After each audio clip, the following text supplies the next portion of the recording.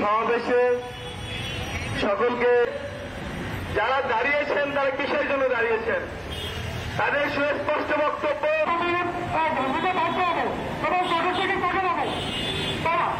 আমাদের একটাই দাবি চালিয়ে দিতে চায় আমরা ঘরে বসে থাকবো না আমাদের যেগুলো পদক্ষেপ সেগুলো ব্যবস্থা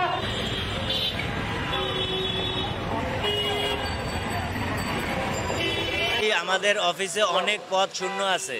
যে শূন্য পদের বিপরীতে আমাদের চাকরি দিতে হবে কারণ স্থায়ী যারা চাকরি করতেছে আমি একজন মিটার রিডার তারা মাত্র 2700 মিটার থেকে বেতন পায় 60,000 টাকা অথচ তাদের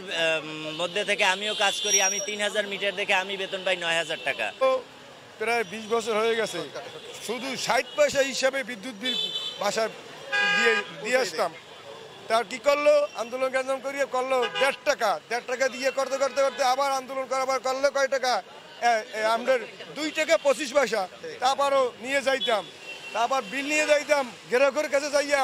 বলতে যে বিল নিয়ে যাইতাম বলতে কি খয়রাত দেওয়া যাবে না এখন ভিক্ষা দেওয়া যাবে না